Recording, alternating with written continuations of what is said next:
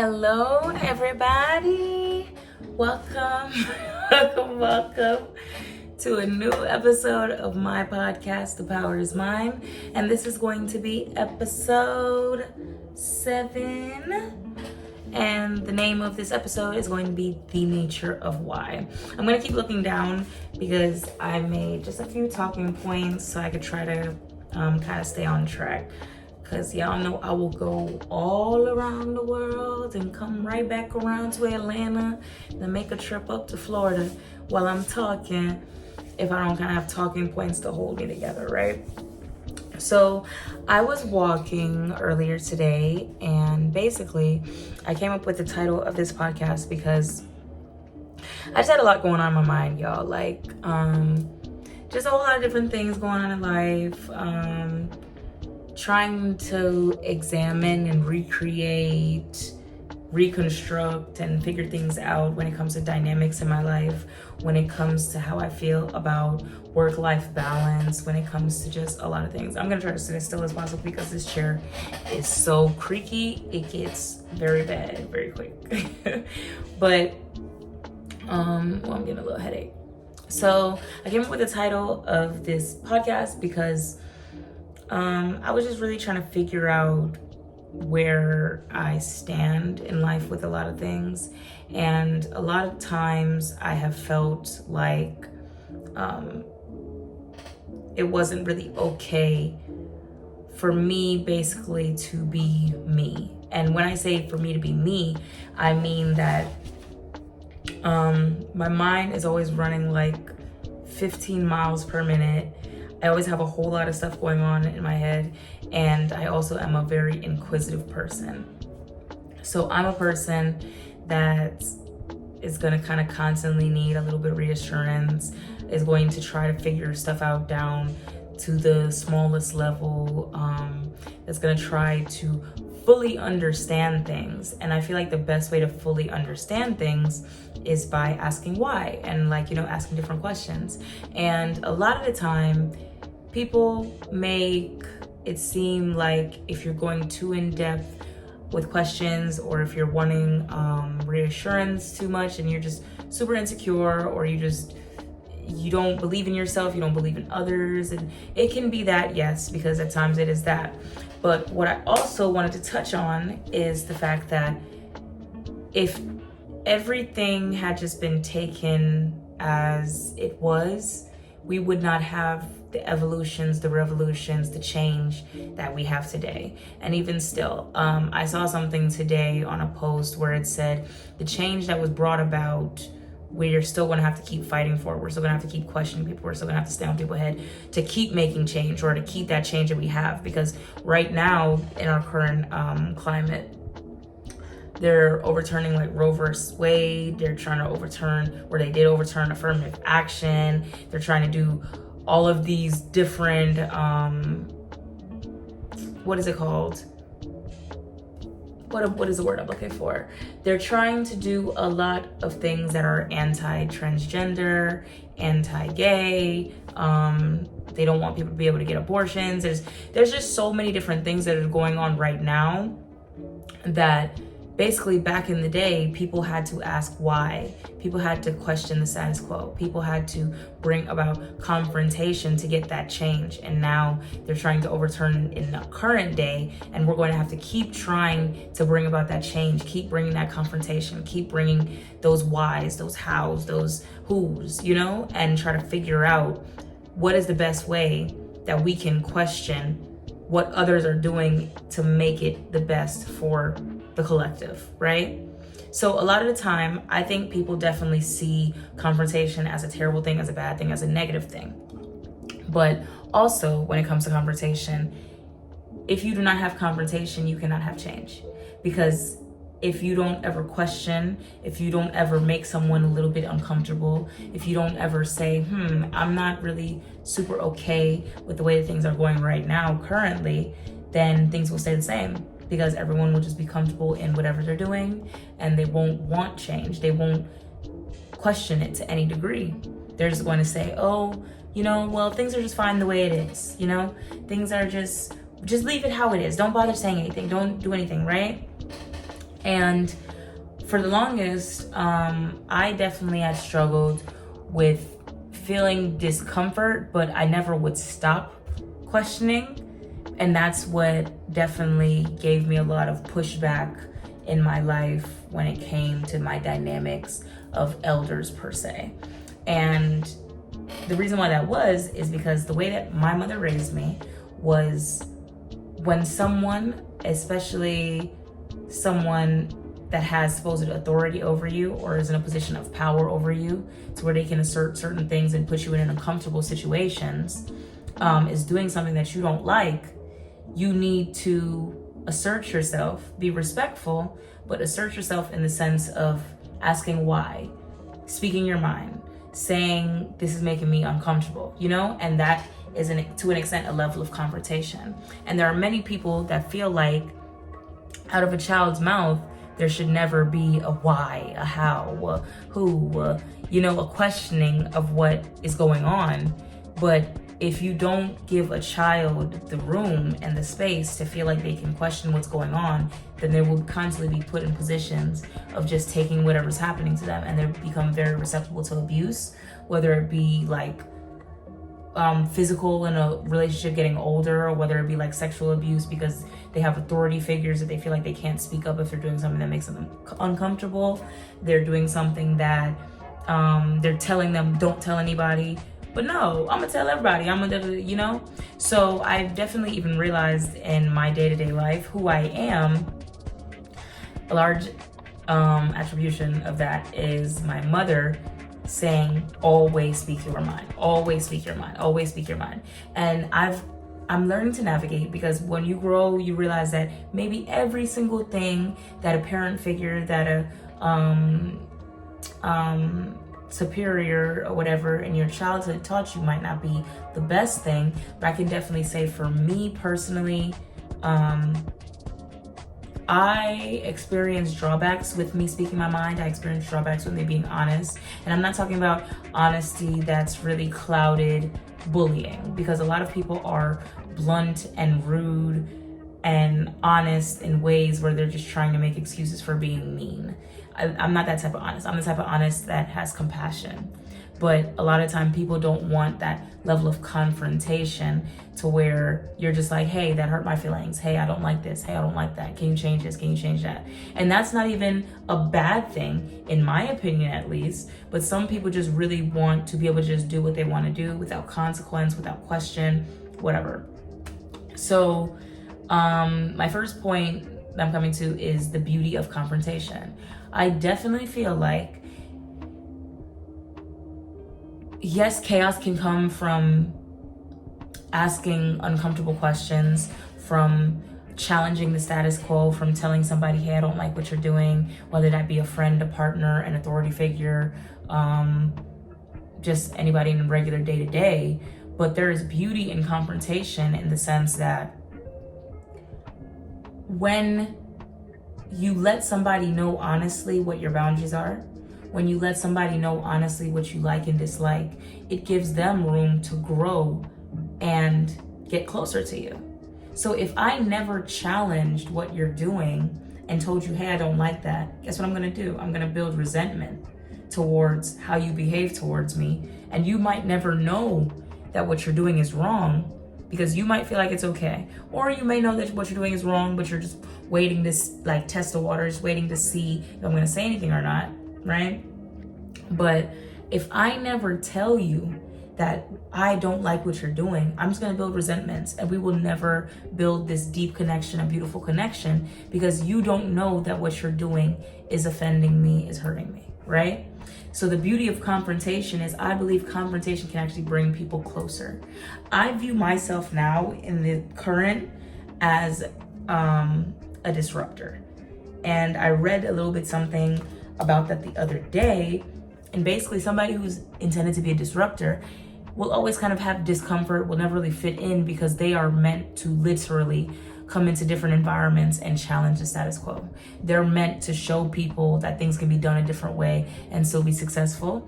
They're meant to show people that You don't have to agree with what is going on. You don't have to agree with the treatment that you've been enduring.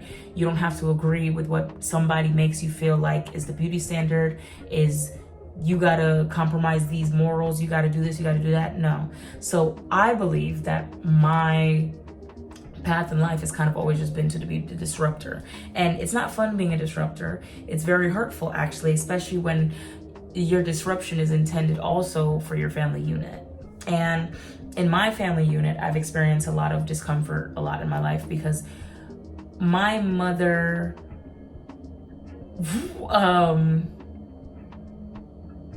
we're not gonna say she was the most respectful person, but we're gonna say she always told me to respect my elders. But also, I believe that when it comes down to elders, they believe that just because they have age on you, that means they can disrespect you and you're supposed to just shut the and just take it. I ain't going. And my mama made sure I wasn't going. And she stood 15 toes behind me in the sense of knowing that, yeah, just because somebody's older than you does not mean you take the disrespect. Just because somebody is in a position of authority over you does not mean you take the disrespect. Because when you make children feel like they cannot challenge what an authority figure has to say or is doing to them, you will put them in the uncomfortable position of potentially enduring whatever form of abuse. So I really appreciate that my mom did that for me, because the beauty of confrontation in those situations is that I wasn't going to tolerate just anything off of anybody. And in this current day and age, I'm still willing to speak up for myself. And it's just a thing that I just refuse not to do. I've learned how to navigate life, and sometimes everything doesn't deserve a reaction. Sometimes you can be a little bit more calm and mellow and, what is the word? A little bit amicable about how you express yourself, but also you should still always express yourself, right? So I don't believe that conversation is always a negative thing. And on to the next talking point, I believe that change comes from discomfort.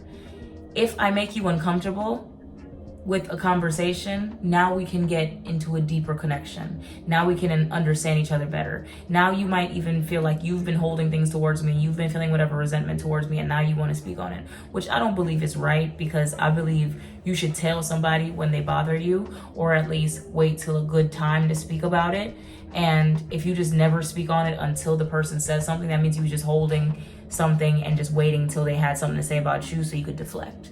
So I believe that you need to tell people when you have something to say on your heart, or it just festers and festers and festers. And for me personally, I can't let shit fester, or I'm gonna have a big ass blow up and I'm gonna act batshit fucking crazy. So I have to challenge you. I have to give you a level of discomfort.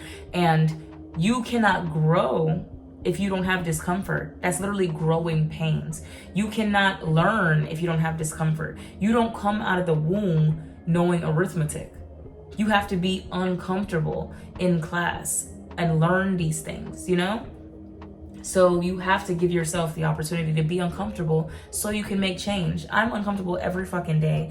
And I also wanted to say in this pod that, like, literally my experiencing my discomfort, sometimes I'm so hurt, and sometimes I'm like, when will I feel better? Because I feel like I'm constantly challenging myself to change and grow and fix and do this and do that.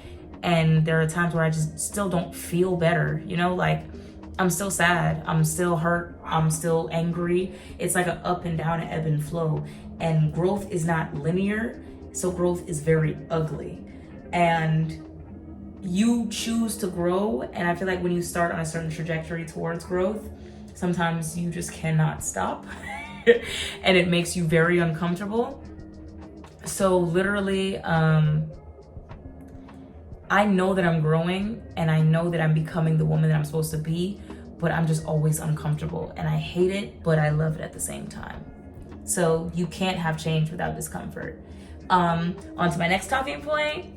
Finding balance and questioning yourself. So why I came around to the titling of this pod, to the idea of this pod today, and just feeling the way I was feeling today, just kind of like low, kind of sad, kind of frustrated. I'm learning to find balance in questioning myself with basically I am constantly like in this space of discomfort, constantly trying to say, okay, what can I fix? What can I make better? What can I do this? What can I do that? Was this my fault? Was that their fault? No, but let me try to take accountability. Let me try to do this. Let me try to do that. And within that, I find myself sometimes feeling like I'm never good enough. Not in the sense like I hate myself, not in the sense I'm not worthy of love or whatever, but in the sense of like, when does the growth stop? Because listen, y'all, growth is exhausting. Growth is frustrating. Growth is isolating, because when you grow to a certain point, you don't want to allow certain things in your realm anymore, into your bubble anymore. And when you're unhealed, you're a lot more receptive to a lot of not good patterns, not good partners, not good friends, not good workplaces. And when you love yourself to a certain point, you're just like, I'm not taking it. Like, I'm just not taking it. I'm not going for it. I'm not doing anything that makes me this level of uncomfortable, because this discomfort is not growth. This discomfort is toxicity. This discomfort is trauma. I'm not taking it anymore. And I've learned to start trying to find a balance of, okay, in me trying to grow, because every second that you're living, you're growing. You should be growing, you know? But don't exhaust yourself and stress yourself to the point where you feel like you are never good enough as is. Like, I've had to kind of look at myself, be introspective with myself, and tell myself, you are still an amazing person. You are still a great person. The fact that you want to change, you want to get better, you want to break these generational curses, you want to be better for your younger siblings, you want to be better for your potential future children, you want to be better for future partners, you want to be better for future friends, you want to be better for people that just engage with you on a day-to-day basis. You want to put positivity out into the world. You want to put change out into the world. You want to be the change that you want to see. That is a good thing. Stop making yourself feel like you haven't reached a certain point yet, and because you haven't reached that point, you should beat yourself up. Find balance in questioning yourself. Constantly kind of set the fire under yourself, question yourself, make yourself better, but don't convince yourself that you will never be good enough, right? Because you are good enough, you are worthy, you are beautiful, you are smart, you are amazing, but you can still be better. You know, like, there's always room for growth. So sometimes the journey, there's frustrations in it, because it's like, when will it stop? Like, when will I want to have friends. I want to have people. I want to just hang out with people. But when you realize certain people aren't good for you, certain people are not good company, whether it be romantic, whether it be friendship, whether it be familial, it becomes hard to just welcome anybody into your space just to say you have people. So it becomes very isolating. And that's the position that I've been in lately, because I'm just like, I just don't want certain people around, and now I'm left with no one. But it's okay. Sometimes you gotta clear the path so all the people that are meant to come to you can come to you, or sometimes you have to experience isolation so you can really start to love yourself, appreciate yourself, trust yourself, understand yourself, hear yourself, and just yourself. And here goes another talking point. Stop imposing the insecurities that others have onto yourself. So sometimes I realize that insecurity that I'll have isn't per se even mine. It's just somebody else might have said some crazy ass shit to me because they feel God knows however about their self, because they want to try to bring me down to their level, because they can't stand to see my energy, my confidence, whatever. And now I'm walking around like this is my insecurity when it's not mine to begin with. It's literally something that I picked up. Like, I'm regular like this. If I hot glue this to my shoulder and I walk around with this, I picked this up. I put this on myself. But instead, when it comes to insecurities, we allow other people to pile and bog us down until our light is just extinguished, you know? And I, in different senses, sometimes do experience insecurities that I feel like have been imposed by others, because I have a firm trust in myself, a love in myself, and I waver sometimes with that. But I'm not just completely off the deep end, like feeling whatever ways. I think when I've felt uncomfortable with myself is when I've allowed other people's expectations, other people's opinions, other people's ideas to bog me down, and I'm holding space for what other people think about me or for what other people feel like I should be doing. So that's when I find myself unhappy, when I'm focused on what other people have for me, not what God has for me, not what I want for me, what other people want for me. That's why personally, I'm a person, I really cannot, I can listen. I was about to say I can't listen. I can listen up to a certain point to what other people have to say, but ultimately I want to do what's best for me. I love me. They could have good intentions, but they could also, the road to hell is paved with good intentions. So sometimes you can fuck somebody up with your supposed good intentions and you don't even realize it. Like, I want to do what's best for me. So that's just what I'm going to do. I try to listen to myself. I need to pray more. I'm going to be honest with y'all. I need to pray more. I kind of talk to God sometimes, but I definitely need to pray more and just be in tune with myself, right? So my final talking point, reaffirming your inner child. So when I was going back to the level of like my mom making sure that I knew that I could challenge authority figures and that I should tell somebody when I'm uncomfortable, I should speak up if somebody's doing something to me, has done something to me and stuff like that. I should always ask why. I should feel power in the nature of why. That reaffirmed me to actually make me confident in who I am today.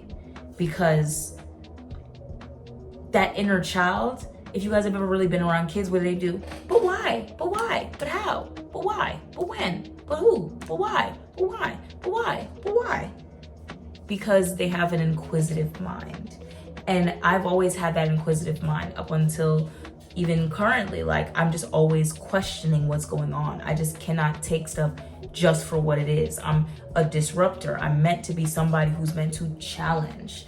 I make people uncomfortable because I'm meant to challenge you. I'm meant to make you grow. I'm meant to shine the spotlight on areas that you might need to fix. I shine the spotlight on myself all the time. That's why I don't have no problem with it. But I also leave people be. But I also don't believe in people trying to shine the spotlight on others and make others feel bad about themselves. I don't believe in people trying to shine the spotlight on me and make me feel bad about myself. So guess what? When I shine the spotlight, everybody feel like I'm tripping, right? I'm wrong. So why, when you holding the light, is all gravy? When I'm holding the light, I'm tripping. I went too far. And I do have a little bit of a flair for the dramatics at times. I'll give y'all that. But I will always have no issue with questioning why. There is so much beauty in why, because why changes things. Questioning changes things. Confrontation changes things. We need confrontation. Confrontation is not always a bad thing. Confrontation is beautiful. Because if you do not challenge the status quo, you do not break these generational curses, you just pass down trauma and trauma and trauma and trauma, and nobody ever is better. You're just like, oh, we just beat our kids just because that's what we're supposed to do. That's not healthy. I just do this, I just whatever, because that's what I'm supposed to do. That's just who I am. That is not healthy. And I have many a times where I'm just like, well, this is who I am, But still, I still try to change. I'm still trying to work towards being a better person, trying to be understanding of people. And sometimes I'm just like, I'm in a position where I'm like, damn, am I just so fucking fucked up that people just cannot be around me? But I've come to realize that's not always the case. If it's not entirely the case, it's not always, it's not the case. Some people just don't like being challenged. Some people don't want to change from what they're doing. Some people don't want to be better. Some people want to be able to abuse you and you shut the fuck up. And sorry, I ain't going. You feel me? So at the end of the day, I'm okay with reaffirming that inner child. If why comes to these lips, why is going to come out of these lips. But why? But how? Who? When? Where? Believe in the nature of why. Be willing to challenge the status quo. Be willing to speak up, not only for yourself, but for others. Change the environment around you. Be the change that you want to see. Create the beautiful world that you want to see. Right now, the world really feels like it's going to shit. I don't know what the fuck the world was really back in the day. I'm not a firm believer in, oh, this generation is just a trend. People didn't wake up yesterday and decide to be ain't shit. People didn't wake up yesterday and decide to be murderers and rapists and molesters. And people didn't wake up yesterday and decide to be crazy at 4. People did not wake up yesterday and do that shit. People been doing this since the fucking dawn of time. But what I will say is I would like to have like an active role in trying to make the world a better place from perspective of what I know I can do. I would like to do a lot more a lot of the time, but the scopes of what I want to do is a lot of it is financial. And right now I've had to come to learn I'm a person who would help people even through me being in ruin, and that just keeps me in ruin or drives me deeper in ruin. I need to help myself first, and then I can help others. But a way that I actively try to help others is try to be this person who engages other people's feelings, tries to be this person who educates other people. I know with me, sometimes I've noticed within myself, especially since I started doing all this therapy and shit, like I might kind of overtalk people a little bit, and I'm trying to work on that because I'm starting to notice when I do it and I feel bad in the moment, but then it's just like something in me is like, I have to get this thought out, So I'm working on that with myself. There's always room for improvement, but you don't have to make big ass strides in life. Like you can make change small. You can make change according to what you can do. It doesn't always have to be financial change. You feel me? Like, do what you can do. Be the change that you want to see. So this, my pod, my YouTube, my social medias or whatever, me speaking, is me starting the change, is trying to put that ripple. You don't always have to make a wave. You can make a ripple. So be the change you want to see. Question your environment. Shake things up. Be different. Be loving. Be kind. And be brave. And that was this episode of The Power Is Mine. I hope you guys enjoyed. See you later.